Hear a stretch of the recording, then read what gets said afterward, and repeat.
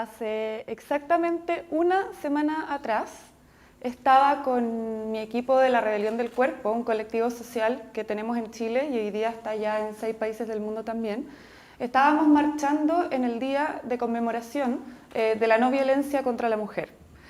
En la mitad de la marcha se me acerca una niña de alrededor de 16 años y me dice, ¿tú eres la de la Rebelión del Cuerpo? Y yo le digo, sí, soy yo. Y me dice, tengo algo que decirte. Me dice, no te imaginas la cantidad de años que llevo sufriendo por cómo me siento respecto a mí misma. La cantidad de años porque he sufrido y me he sentido víctima de todas las exigencias que me han puesto respecto a mi cuerpo. La cantidad de hospitalizaciones que he tenido por una anorexia que me ha tenido atrapada por muchos años. Pero el día que yo vi en su página y en sus redes sociales una historia de otra mujer que había vivido exactamente lo mismo que yo, por primera vez me sentí acompañada. Por primera vez dejé de sentirme sola en mi sufrimiento. Fue interpelador, emocionante. Cada vez que me pasa, me emociona mucho. Le da sentido a mi cansancio, le da sentido al agote, le da sentido a las miles de veces que he dicho no quiero tanta responsabilidad, no puedo más con todo esto. Es muy grande y sigue creciendo y no sé cómo hacerlo. Es interesante darte cuenta de que tiene mucho sentido y que cada vez que uno va caminando y una mamá te dice tú eres la de la Rebelión del Cuerpo y te abraza y te da las gracias por todo lo que tú has hecho por su hija cuando no tienes idea quién es su hija, o un hombre que se acerca y te dice por primera vez entiendo lo que las mujeres sufren, nunca me lo habían explicado como ustedes lo muestran todos los días, o profesoras y profesores que también nos dicen gracias por darle el peso que tiene nuestra labor en la construcción de identidad de las niñas y los niños.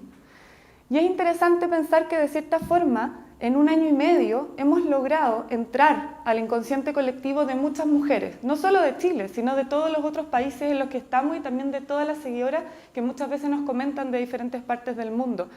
Y es interesante también darse cuenta que a propósito de esto hemos recibido muchas invitaciones de distintos organismos públicos y privados para que vayamos a hablar no solo de cómo hemos logrado movilizar a tantas mujeres o cómo hemos logrado despertar y abrirle los ojos a una sociedad, sino también cómo hemos pasado de lo privado a lo público, cómo hemos logrado en algún momento sacar la voz a tal punto de que muchos partidos nos están llamando para decir, a ver, cuéntenos, ¿qué es esto de la violencia simbólica? ¿Qué es esto del impacto que tienen los medios de comunicación, la publicidad y las redes sociales en la seguridad de nuestras niñas? Explíquenos de qué se trata y veamos de qué forma también podemos empezar a legislar en esto.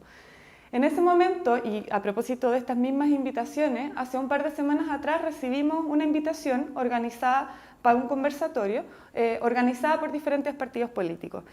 Lo interesante fue que la invitación explícita y concreta era que fuéramos a contar la estrategia y la metodología que habíamos usado todo este año y medio para hacer crecer este colectivo, principalmente para que fuéramos a explicar cómo habíamos movilizado a tantas mujeres, cómo las habíamos despertado a no sentir un rechazo cuando hablamos de este tema, sino a sentirse parte de, y a la vez también cómo habíamos logrado y cómo logramos cotidianamente hacer noticia en cada denuncia de publicidad sexista que aparece por lo menos en nuestro país. Y desde esta lógica, a la vez también una de las cosas que más nos pedían que les hiciéramos entender era cómo habíamos logrado instalar un espacio democrático entre mujeres donde por primera vez pudiesen decir públicamente no estoy de acuerdo. No quiero que esto siga pasando, yo voto porque esta campaña deje de existir. Y así, con la voz de todas las mujeres que se han sentido parte de esto, hemos logrado bajar más de 5 campañas gigantes a nivel de Chile y otras a nivel de Latinoamérica también. El tema fue que en el momento en el que nos sentamos como equipo a pensar en cómo habíamos logrado esto, en cuál era esa metodología o esa estrategia por la que nos estaban preguntando, nos dimos cuenta de que no teníamos la menor idea. Estábamos súper claras en que habíamos logrado lo que logramos y lo que estamos logrando, pero no sabíamos cómo. No existía una metodología, había sido muy de guata, como se dice en Chile, muy orgánico. No sabíamos cuál era nuestra estrategia. Entonces tuve que apelar a lo que siempre apelo cuando necesito pensar profundamente, que es un vodka.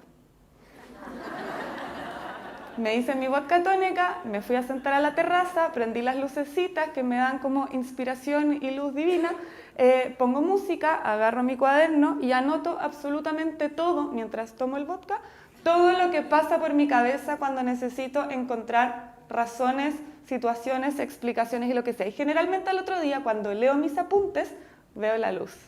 Siempre hay algo que me sirve. Entonces me senté en la terraza y empecé a darle una vuelta a ¿qué fue lo primero que pasó? ¿Qué fue lo que pasó que empezó a generar que todo esto sucediera?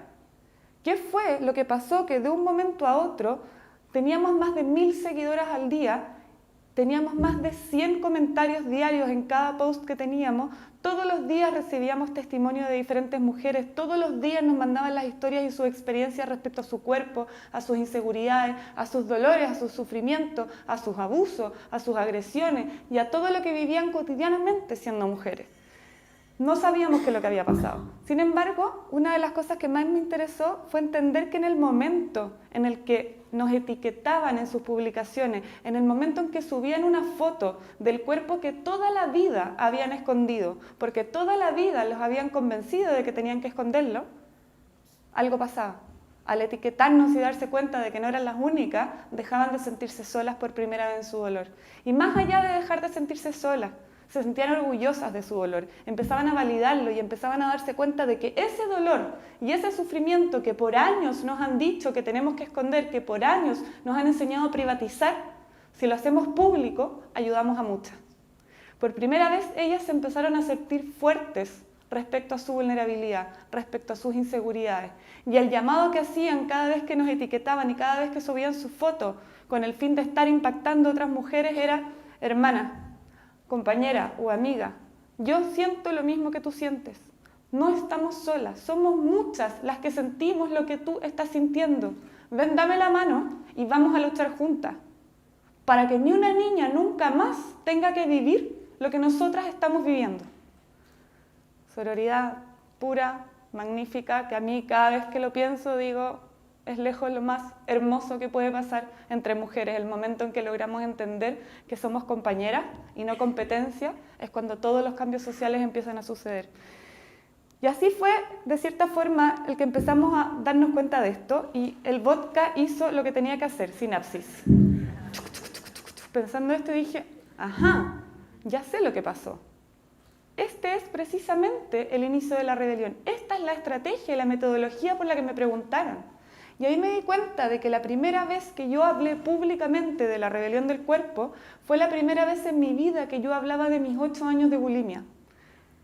Y fue muy fuerte entender que lo que para mí fue mi rebelión personal, que fue hacer público algo que toda la vida me había hecho sentir avergonzada, algo que toda la vida me habían dicho que tenía que ser escondido, al hacerlo público yo partía mi rebelión. Y sin darme cuenta, mi testimonio empezó a abrir la puerta para los testimonios de muchas otras mujeres. Y eso fue hermoso. Y ahí, muchas gracias.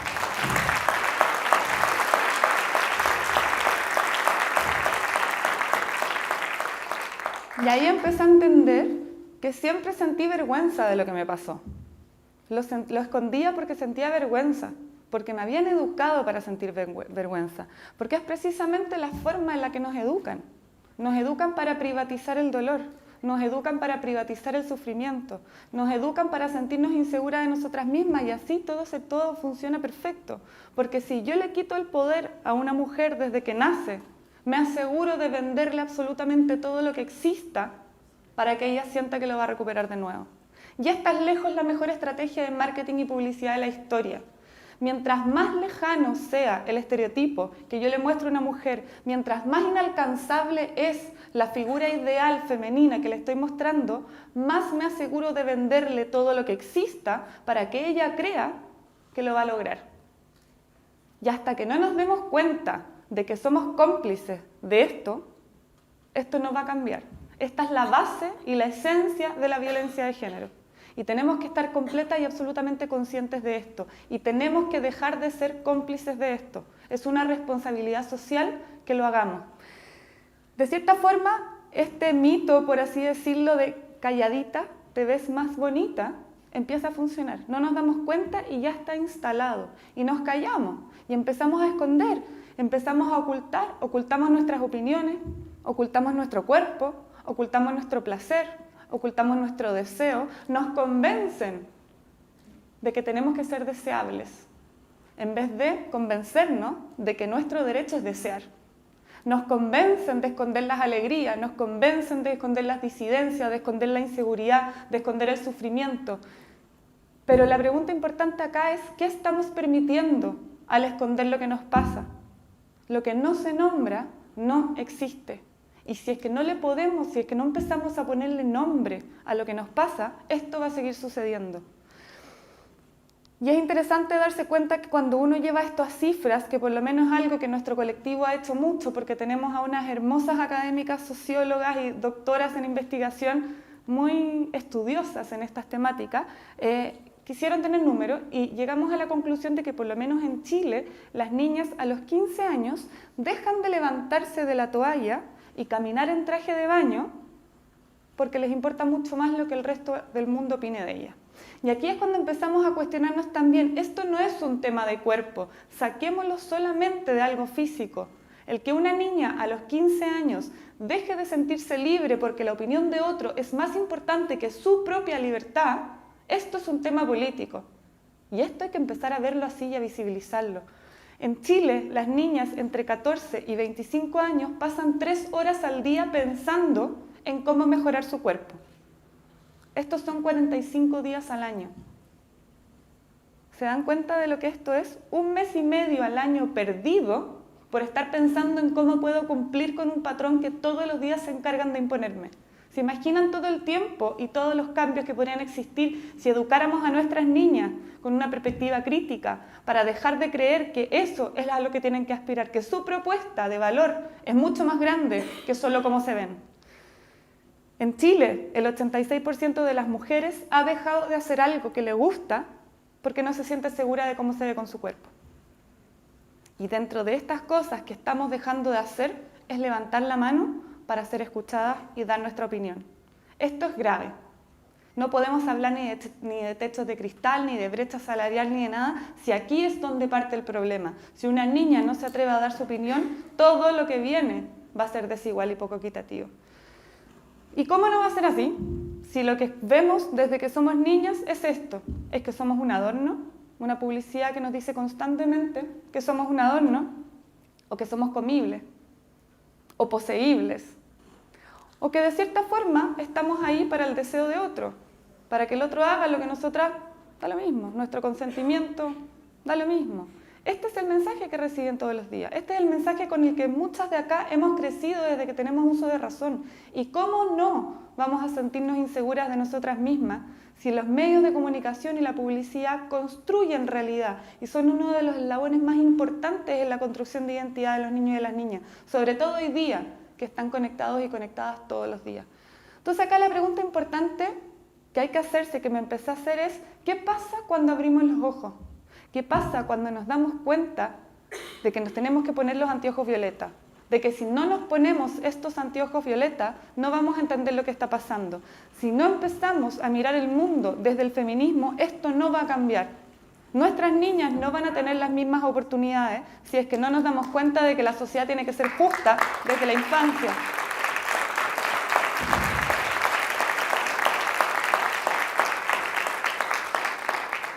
Cuando nos ponemos los anteojos violeta, nos damos cuenta de que no somos las únicas que están viviendo lo que están viviendo.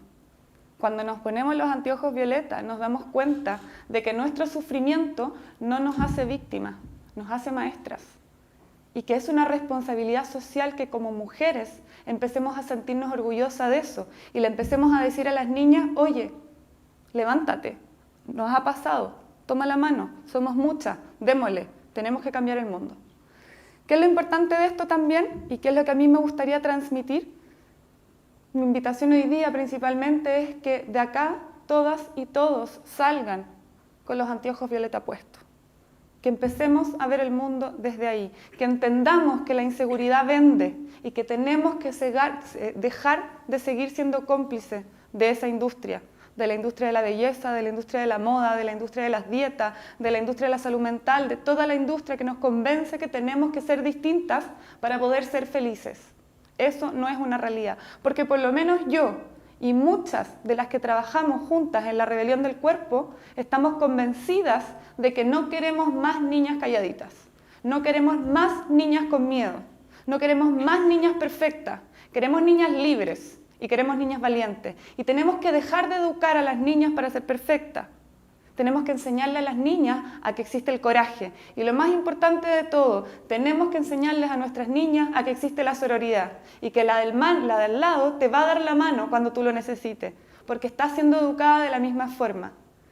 Y lo más importante de todo, y a mí también el mensaje que más me gustaría que hoy día se llevaran a su casa, es que tenemos que darle espacio a la autoestima y a la seguridad personal como capital político, como un poder del que nos desapropiaron hace mucho tiempo, desde que nacemos, pero que si nos tomamos la mano todas juntas, lo podemos tener de vuelta y nos corresponde tenerlo. Porque en una sociedad que lucra con nuestra inseguridad, gustarnos es la mejor protesta de todas. Muchas gracias.